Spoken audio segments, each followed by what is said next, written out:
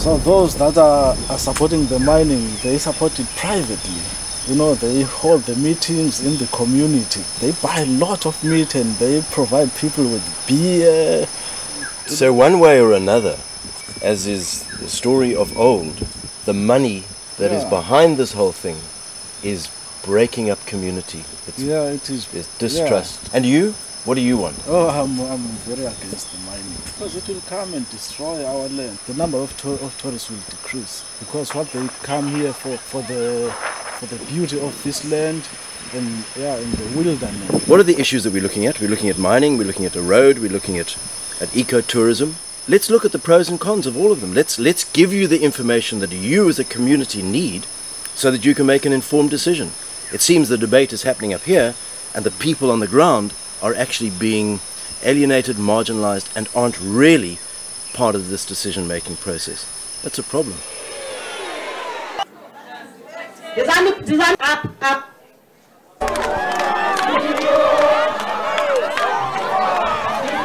Zaninika ke umzekelo omnye qha ngalento yenzeka apha eXolobeni. Zayeka la semhlonhlo. Izwe mhlonhlo. Kusenzeka lento yenzeka apha. I-community enyibheke ngapha, enyibheka ngapha. Ndathi xa ndisabela kwathiwa kukho umuntu ongu-Richard Spoor oyehlule phakathi i-community. Ngumlungu.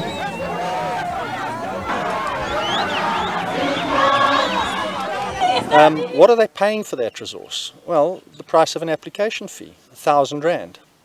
Now for R1,000, the minister has chosen to allocate them the rights to a 8 billion rand resource on other people's land. It's those people living in that area who are going to bear the cost of mining. But the 8 billion rand and the profit generated from extracting and selling that is going to go to an Australian company. Now, why?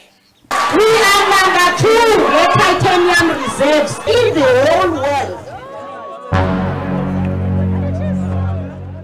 There's conflict in the community, there's violence in the community, and it's related to the mining. So they came down here to solve the problem of the mining, so as to deal with the violence and the crime issue. So it's like a crime prevention exercise.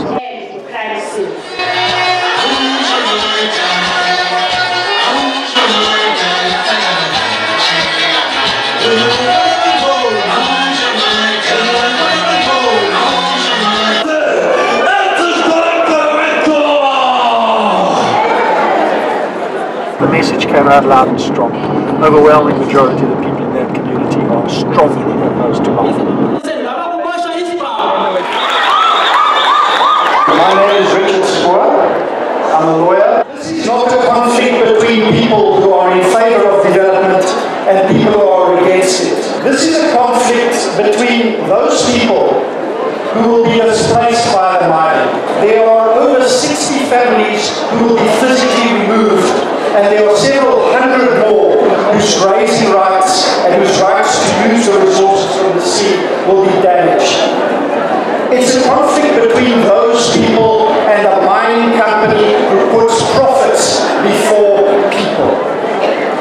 I'm glad Mr. Richard Spoor is here. Mr. Richard Spoor, the last time I saw you was in my office. When we were talking about people who were complaining about you. Then you went to London, you took the money, and they never got paid. Let me finish. Let me finish. Sit down. You want to sit down there? What I'm saying? You see, there is no Messiah. Sit down. Sit down. Sit down. I'm not even sit down.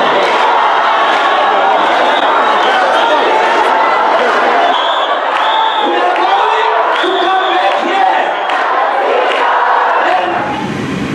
And then a settlement was achieved. Some 500 million rand was put into an account and then used to establish the Asbestos Relief Trust that now compensates people who are sick.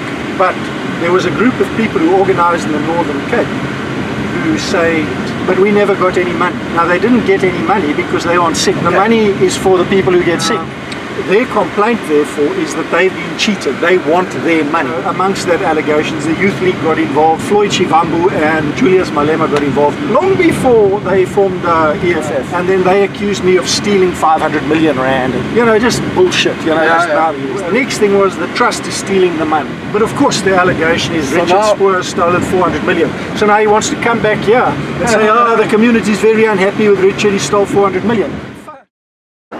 Sum up for me, Richard, what today meant for you in terms of your long experience of battling mining affected rural communities. It's clear that the key figures, the Minister of Police and the Minister of Minerals and Energy, had no understanding and no insight into the situation there, into the real causes of the conflict. They hadn't been adequately briefed. They came in there with their trite roll out solutions for conflict. The lion must lie down with the lamb and everything will be well. You know, no sense at all of what the real issues were. It was also characterized at times as a conflict between insiders and outsiders, meaning Australians and white people and lawyers and people like yourself. None of these caricatures accurately describe what the real conflict and the real tension is about, which is about people's fear for their way of life, for their homes, for their land, for their culture, for their traditions, for everything that they are. Mining threatens that, and there is seemingly no understanding and no appreciation that this is the underlying issue, and this is the fundamental cause for this conflict. There was more brass there than I've ever seen. I mean, there were brigadiers and generals, and you got a sense that they felt almost embarrassed. The briefing before the thing was a very professional briefing by this General Swart, who's a very senior policeman, I think, acting in charge of this whole region. Very capable, very competent, very sober, very professional, empathetic, clear, good understanding of people and the community, thoroughly professional. And the guy was fantastic. He was solid. I spoke to him a little bit after the first uproar, and I said to him, look, you can't do this. You can't take away these people's lands. There will be blood if you try and force people off this land. And alive to their rights. I was saying to him, it's not going to happen. He was saying, this thing's not going to happen. There will be blood. You cannot take people and forcibly remove them from the land. Not in this community, not in this context. You know, we need a strong community. If this community stays the way it is, and if you can sustain this, mining is not going to happen in this place.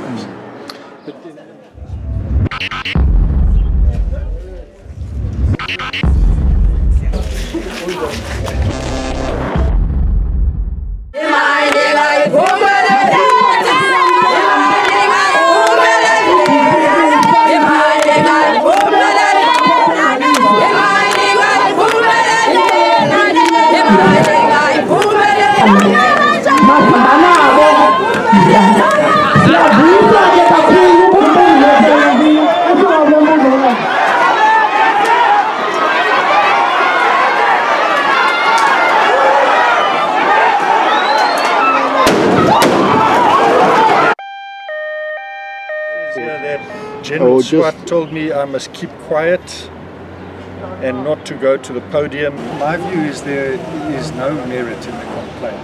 The suggestion that I was there to try and cause trouble is completely untrue. On the contrary, I was asked to help to restore order and create an environment where people could talk and we could have a meeting. And it's not a good thing for a lawyer to have to appear as an accused in a court case as charges. I think it's just an attempt to harass and victimize me and intimidate my clients. We need to be clear as a community where we want to go and what we're going to do and how we're going to improve our lives. You see Wild Coast Sun, that land claims is settled now. That's a good thing. There's a good agreement there for those people. And we hope that we can use that as well to benefit Xolobeni people. You can see that problem of the land claim has been stuck for many, many years, 20 years.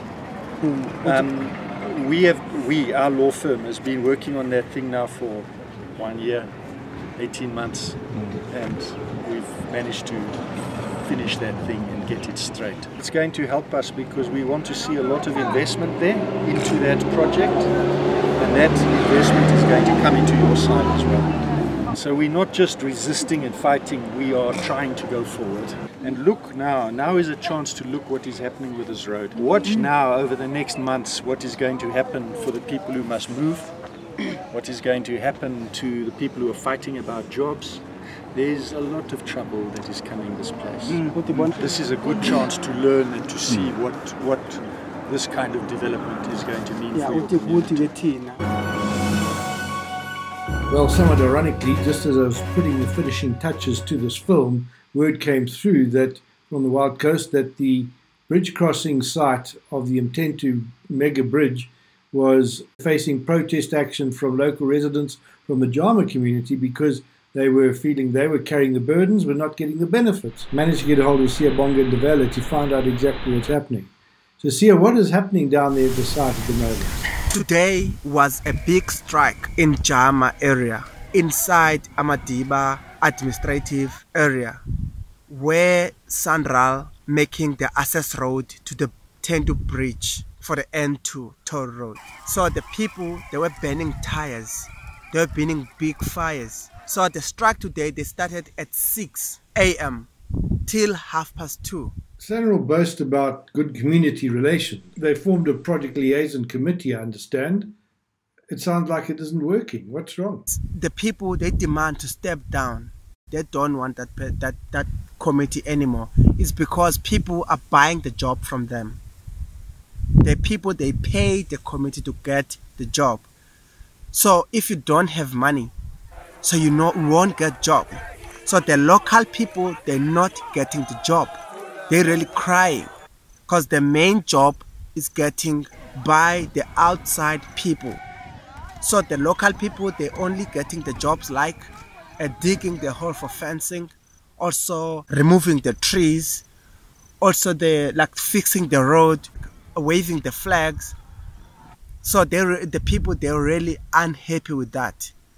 Then also the local truck companies, they're not getting a chance to work on the Sandral project. So the most of the companies that are working there, almost all of them, they're from outside working there.